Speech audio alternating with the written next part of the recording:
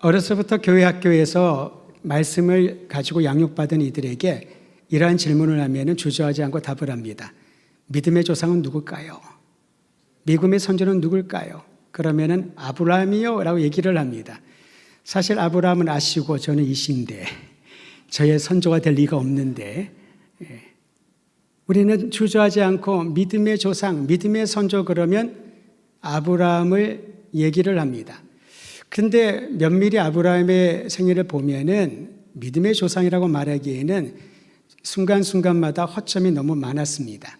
사실 아브라함의 본명은 아브람이지요. 그는 계명합니다. 창세기 17장에 아브람이 열국의 아비라는 이름의 아브라함으로 바뀌는 장면이 나오는데 그의 나이 99세.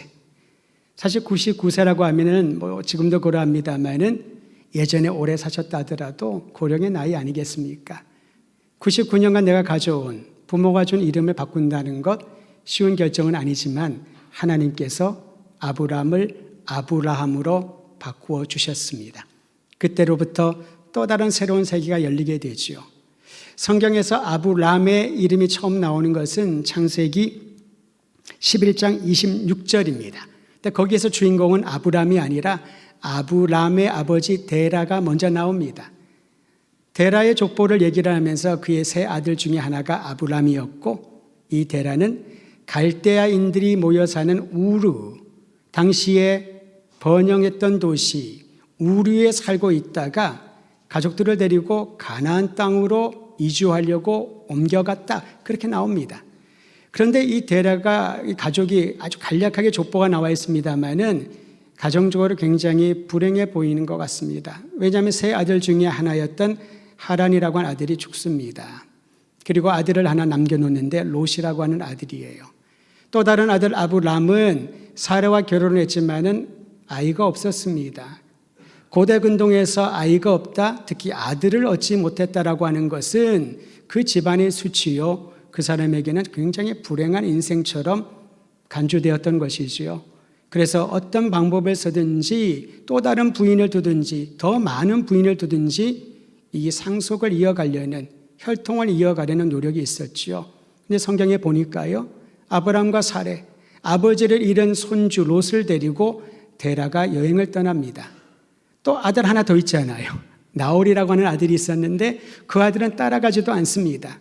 그러니까 이 데라의 이주 여정은 가족들의 지지도 못 받은 그러한 상태에서 머나먼 길 우르에서 가나안 땅까지 가려면 1600km 정도의 거리를 자동차도 없이 도보로 걸어갔던 것입니다.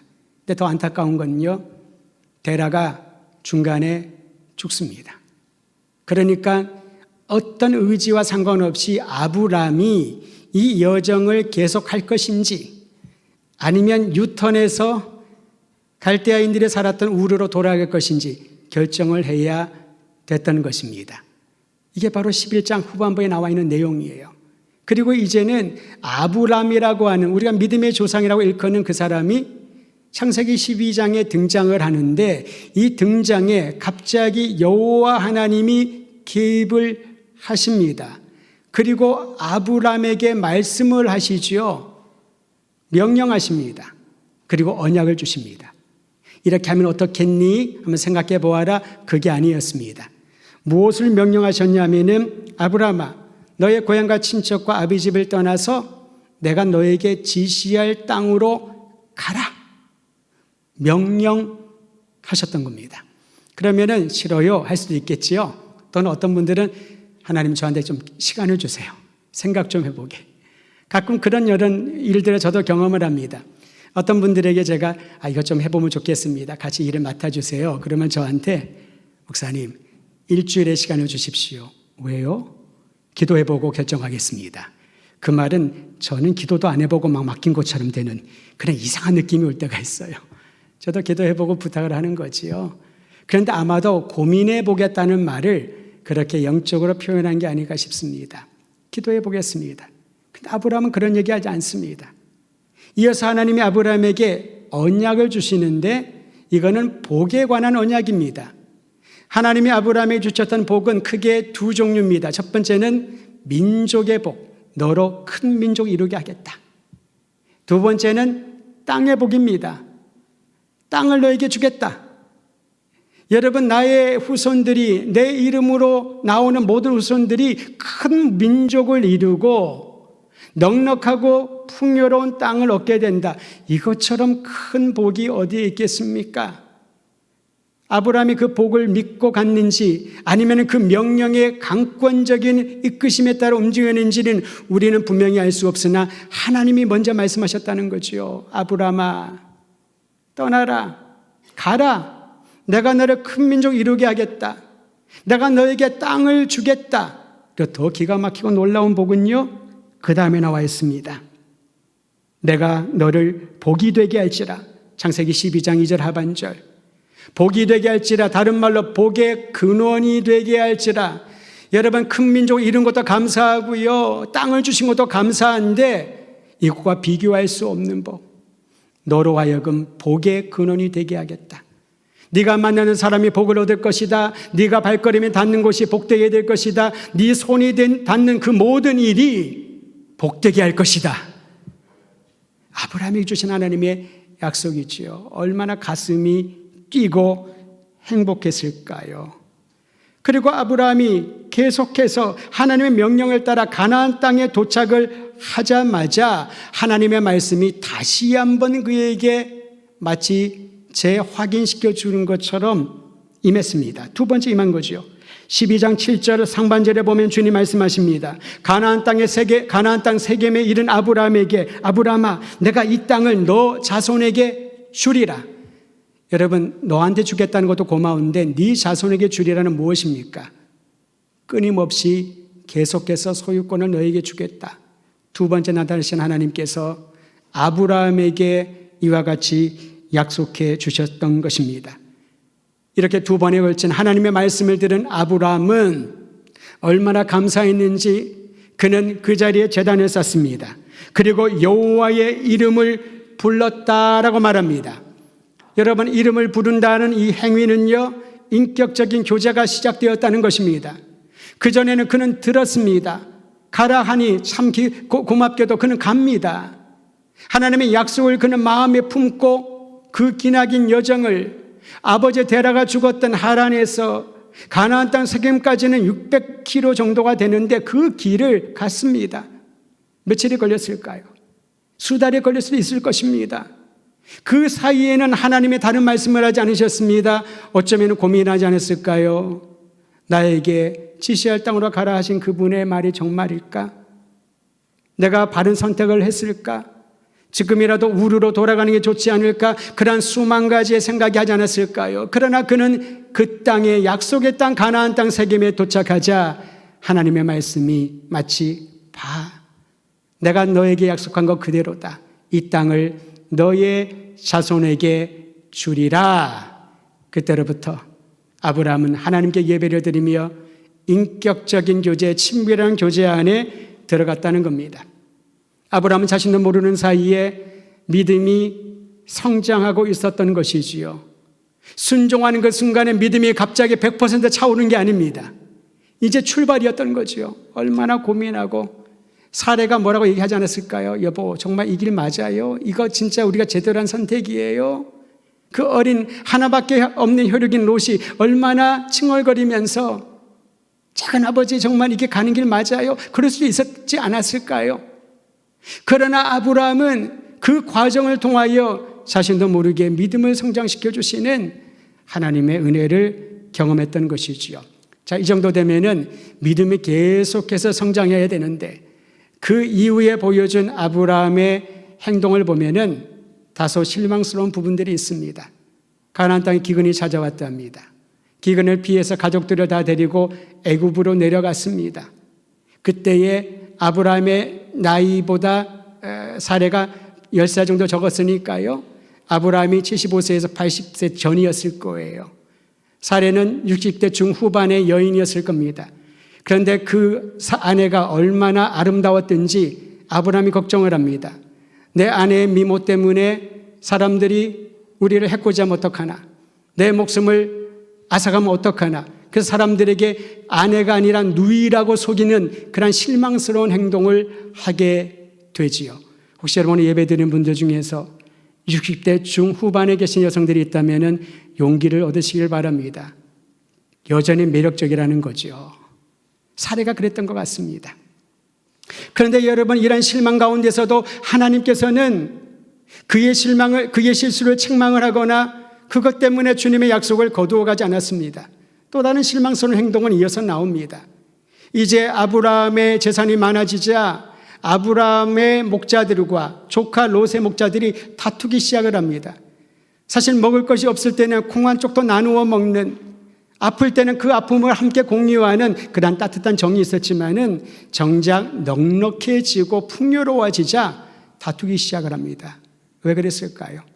내 것을 좀 더 갖고 싶은데, 내 영역, 나만을 위한 어떤 공간을 갖고 싶은데 땅이 부족하다는 거지요. 다투기 시작을 하자 아브라함은 무엇을 선택했나요?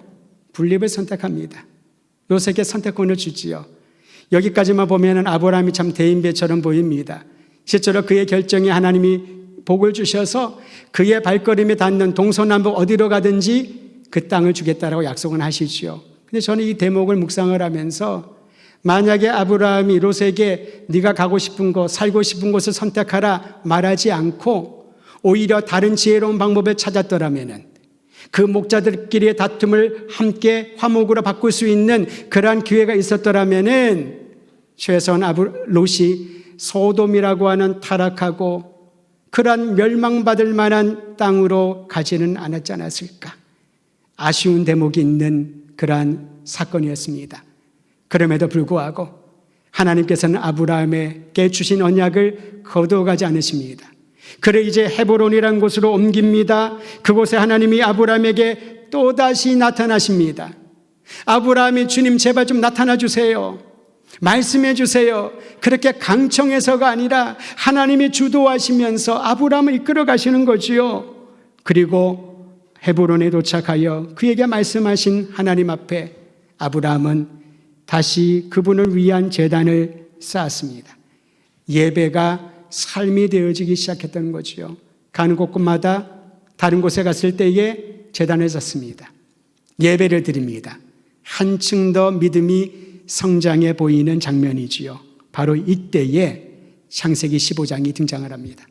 창세기 12장에서 아브라함이 처음으로 하나님을 만납니다. 주님의 명령과 약속을 받습니다. 창세기 17장에 가면은 이제 99세가 되었을 때에 비로소 하나님께서 24년 만에 그에게 주실 약속의 아들 이삭에 대한 분명한 말씀을 하시고 100세가 되었을 때에 이삭을 낳지 않습니까? 그 중간에 25장은요, 어떻게 보면은 하나님의 언약의 최고 절정이라고 할 수가 있습니다. 최고 절정에 이르기 전에 아브라함은 부를 다 누렸습니다. 명예도 얻었습니다. 그에게는 군사력도 강했습니다.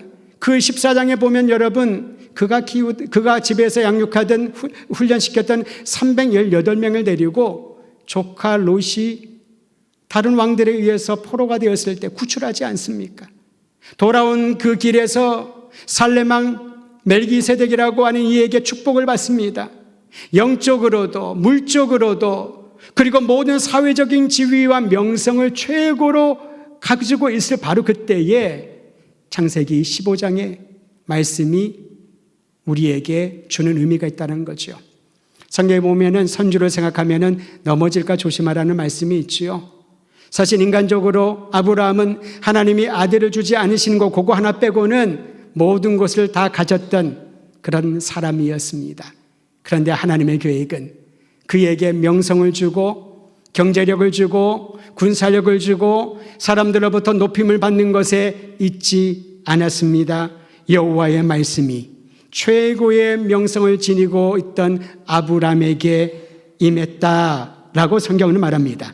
그 말씀이 15장 1절에 기록되어 있습니다. 우리 함께 15장 1절 말씀 같이 읽겠습니다. 시작. 이후에 여호와의 말씀이 환상 중에 아브라함에게 임하여 이르시되 아브라함아 두려워하지 말라. 나는 내 방패여 내가 지극히 큰 상급이니라 라고 말씀하고 있지요. 아브라함은 모든 것을 가졌다고 했습니다. 부도 가졌고요, 명성도 얻었고요, 318명, 그리 많지 않은 그 정예의 병사를 데리고 다른 왕들이 싸우는 그 전쟁터에 들어가서 조카를 구출할 정도로 힘을 가진 그러한 사람으로 자리매김을 했던 겁니다. 그러나 여전히 모든 것을 가졌다 하더라도 인간 본연에는 두려움이 있습니다. 불안합니다. 혹여나 나보다 더 강한 이들이 일어나서 나의 모든 것들을 빼앗아가면 어떡하나, 나의 가족들의 목숨을 해코지하면 어떡하나. 그런데 하나님의 그 내심을 아시고 두려워하지 말아라. 아브라함아, 나는 너의 방패이다. 하나님이 보호자가 되시겠다는 말씀입니다. 모든 환난과 대적들의 공격으로부터, 원수들의 공격으로부터 내가 너를 보호해주는 방패가 되리라. 오늘 예배드리는 모든 성도들에게 우리의 아버지 되시는 하나님께서 우리를 보호해 주시고 온갖 역경과 고난으로부터 우리를 건져주실 줄 믿음으로 선포하시기를 바랍니다. 뿐만 아니라 주님께서 아브라함에게 말씀하시기를 나는 너의 지극히 큰 상급이니라. 여기서 상급이라고 하는 것은 히브리어로 사카르라는 단어를 썼습니다. 이거는요, 내가 열심히 정성을 다해서 거기에 대한 보상이 아니라 아무것도 안 했는데 거저 주신 은혜로운 선물이라는 거죠. 여러분, 선물은 누가 정하나요? 주는 사람이, 주는 분이 정하지 않습니까? 내가 누구를 생각을 하면서 특별한 날 기념일에 이 사람 생일이라면 이런 선물을 주면 참 좋겠다, 내 마음을 전할 수 있겠다, 이게 선물이잖아요. 하나님께서는 아브라함이 구하기 전에 그의 마음에 흡족할 만한 귀한 선물을 주시는데요, 그 선물이 무엇입니까? 나는 너의 지극히 큰 보상이요 상급이다. 하나님 자신을 아브라함에게 보여주신 겁니다. 내 것이다, 너의 것이다. 내가 너에게 주고자 하는 것은 세상이 주는 것과 비교할 수가 없다.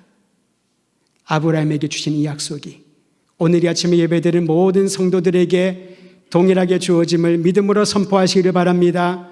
나는 너의 방패다. 나는 너의 지극히 큰 상급이니라. 이 놀라운 복된 말씀을 듣고 아브라함이 이제 하나님 앞에 자신의 계획을 구합니다. 그 전까지는, 창세기 15장 전까지는 하나님이 계속 말씀하십니다. 환상 중에 나타나 말씀하시고 지시하시고 또 말씀하시고 움직일 때마다 도착하며 말씀을 하셨습니다. 그런데 이제 창세기 15장에 보니까 엄청난 하나님의 약속을 듣고 난 이후에 아브라함이 하나님 앞에 대화를 하기 시작을 합니다. 어떻게 가능했을까요? 이전에 그는 여호와 하나님을 잘 몰랐습니다. 그런데 제단을 쌓고 예배를 드리면서 하나님을 알아가기 시작을 합니다.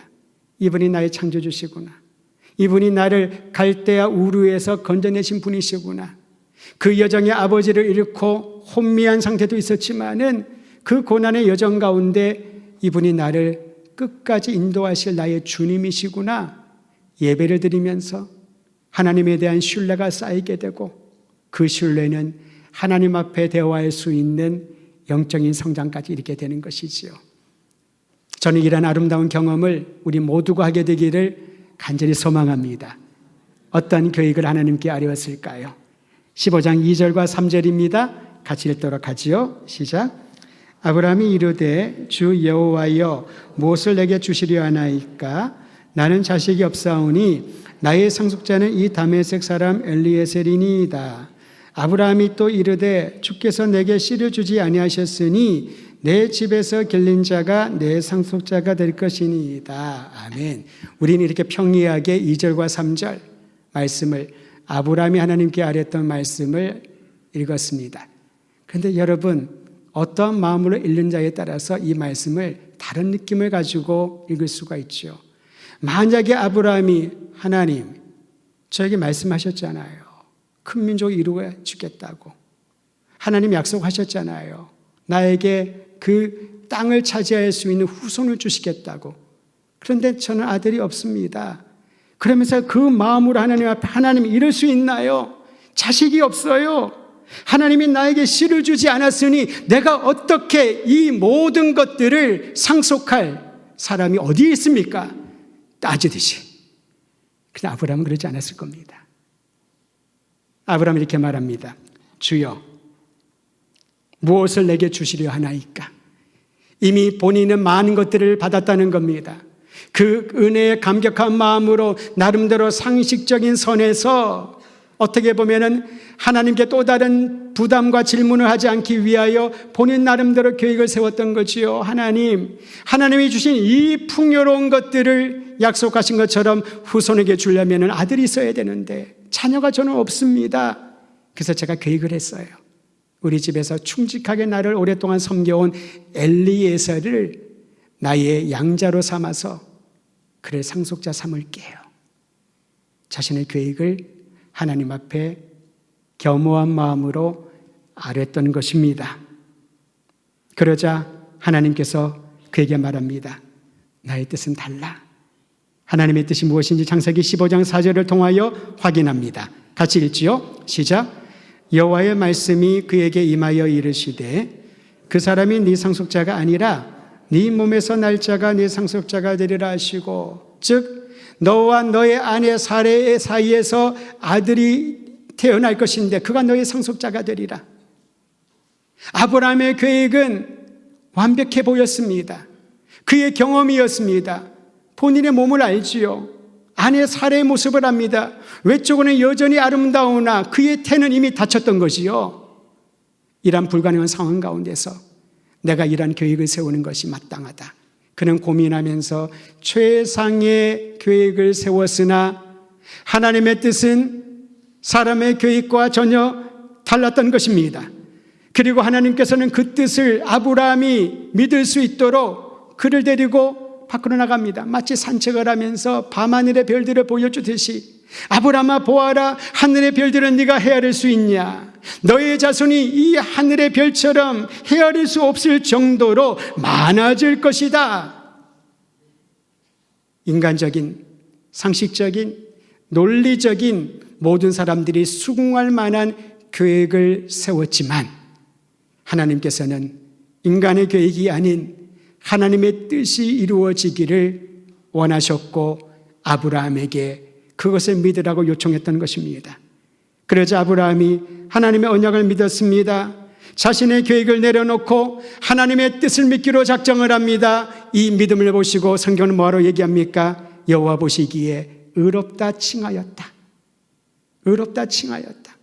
여러분, 믿음은 무엇을 말할까요?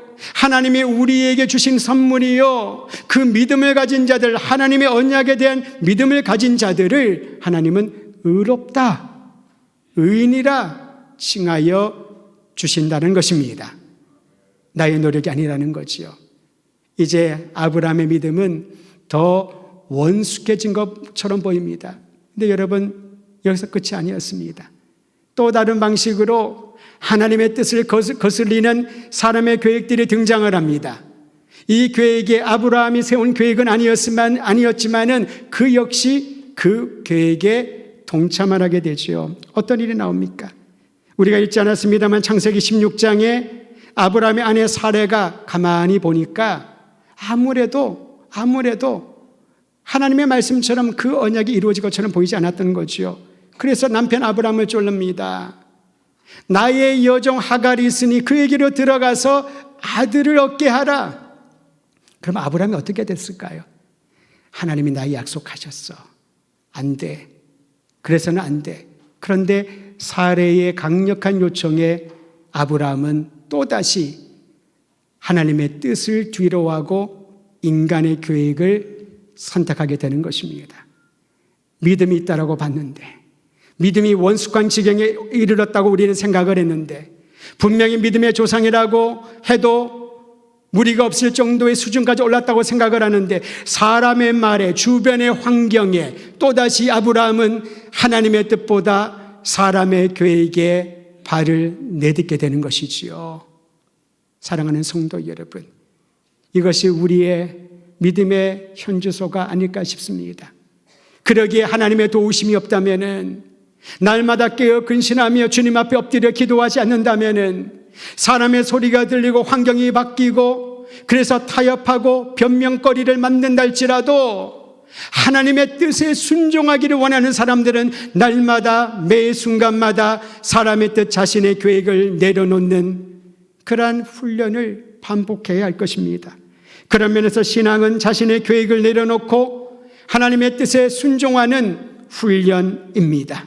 자신의 계획을 하나님께 의탁하는 마음으로 키워가고 대체하는 그러한 과정이라고 할 수가 있지요. 그렇다고 하나님께서는 계획 세우지 말아라, 무계획이 산계획이다, 그렇게 말씀하지 않으십니다. 계획을 세울지라도 그 계획에 따라 움직이지 말고 온전히 하나님을 의지하라. 사람이 계획을 세울지라도 그 계획을 이끌어 가시는 분은, 경영하시는 분은 하나님이신 줄을 믿고 날마다 순종하고 또 순종하고 끝까지 순종하는 믿음의 사람이 되라고 요청하는 것입니다. 여러분, 자신의 미래를 위하여 계획하시지요. 자녀들의 미래를 위하여 계획할 겁니다.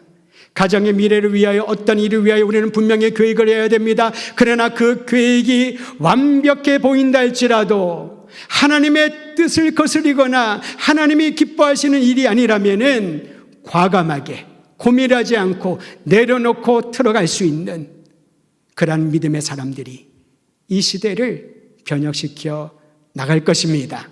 저는 우리 더드림교회 성도들이, 우리 교회가 사람의 계획이 아닌 하나님의 뜻에 순종하는 은혜가 있기를 주의 이름으로 축원합니다. 사순절을 보내면서 우리는 고난당하신 예수님을 바라볼 때에 겟세마네 동산에서 십자가형에 들어가기 직전, 불법 재판을 바로 받기 직전에 예수님이 얼마나 고통 가운데 기도하신 것 기억하실 겁니다. 하나님 아버지여, 할 수만 있다면 이 고난의 잔을 지나가게 하소서. 그러나 예수님의 기도는 사람의 계획이 아닌, 인간적인 계획이 아닌 하나님의 뜻을 이루는 것에 있었습니다. 오직 아버지의 뜻이 이루어지기를 원하나이다. 오늘 주님의 기도가 여러분과 저의 기도가 되고, 주님이 걸어가신 그 길, 하나님의 뜻을 이루어가신 그 길이 우리 모두의 길이 되어서 날마다 성장하는 믿음의 소유자로 주님 영광 드러내기를 우리 주의 이름으로 축원드립니다.